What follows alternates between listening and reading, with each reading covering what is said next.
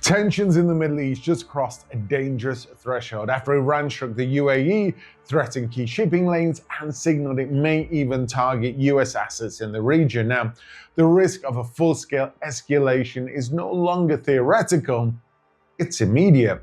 That's where Jack Keane steps in, and his warning is blunt. Number one, they're now attacking our allies in the region.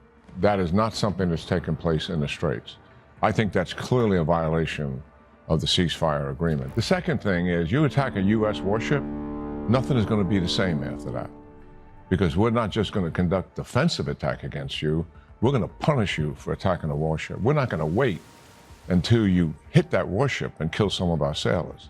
We're going to make certain that this thing is off limits. And that is the exception in my book. The rules have changed, Keane argues. Iran is no longer playing defense, it's actively testing limits, attacking allies, flirting with strikes on US warships, and stretching ceasefire lines are all part of a calculated strategy: stall negotiations, fake concessions, and buy time to survive. But this time, he says, Donald Trump isn't falling for it. Well, there's likely what has always been going on is some discussion with our negotiating team and some of their emissaries involved in negotiations. And I think they have always operated in the reality that, listen, the objective here, after closing down the straits and we go to a ceasefire, the objective then was to drag that ceasefire out as much as possible. And how do they do that? By promising that they're going to make some concessions. And now our negotiators hear those words and go back to the president and say, look, this thing looks like it may happen. And you heard him say publicly, look, these guys really want a deal. I think that has always been part of their negotiating strategy. With the Obama administration over the nuclear deal, 18 months, they dragged this thing out. They're really good at this. They lie to our faces about what they're willing to make concessions of. And then all of a sudden we're sitting down. We fly all the way out there, 18 hours of sitting across from the guy. Okay, we want to hear the consent. Oh no, we have to check with somebody else. And somebody else says, no deal. So the president is on to this. And he knows full well. I mean, I called him, he's our stopback measure because he is not going to accept a bad deal. And that's the reality of it. Nor are they going to give us any deal that would meet his objective. And I think that's where we are. The singular objective with the leaders who are running Iran today, it's not the president of Iran, he's sidelined. It's not the foreign minister, he's sidelined. It's not that they're not having voices, but they're not running the place. The guy who's in charge is Ahmed Vahidi, and he is in regular consultation with the Ayatollah's son, who is now the Ayatollah. And that's the reality of it. And he has one singular objective in mind right now, and that is to survive. For he and his leaders to survive this, and at some point they believe they'll recover.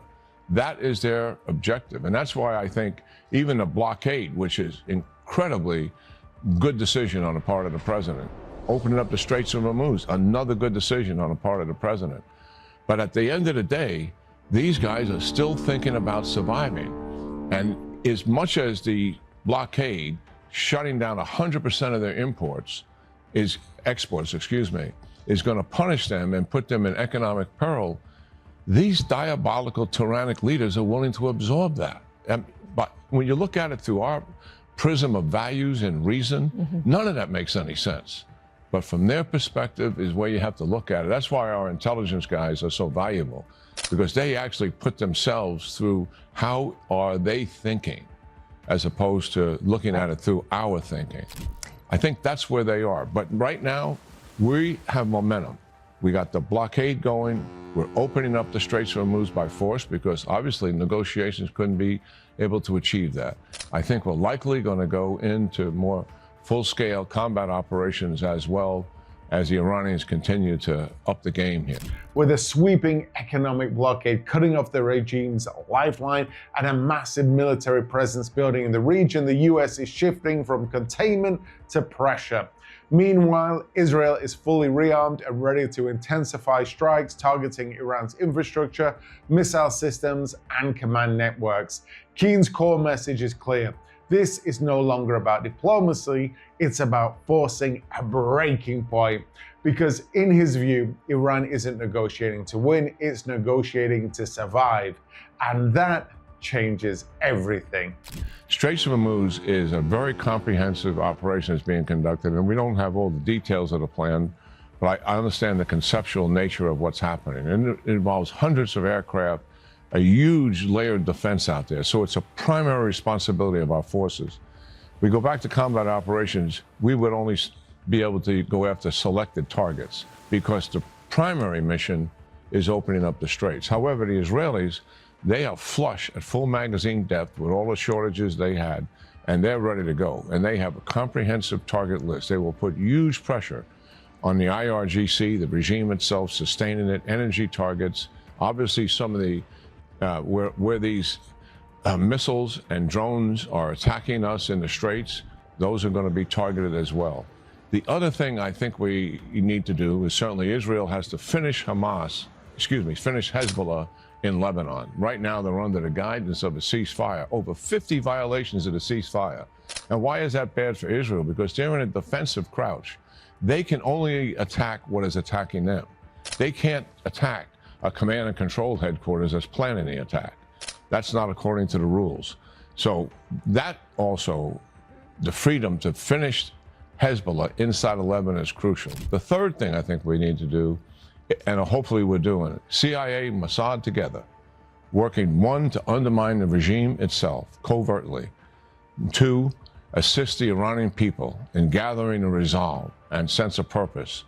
As we collapse this regime economically, they're going to be fractured. And I agree, they're going to have difficulty making payroll. There's going to be division there. And the Mossad is really good at approaching these officials and offering them security, financial compensation. And here's what we want from you. We want information. We want you to do X, Y, and Z. That's just the tip of the iceberg in terms of what we can do covertly. There are armed groups inside of Iran today, the Kurds, the Azaris, and the Baluchis. I think we should release them and let them start to move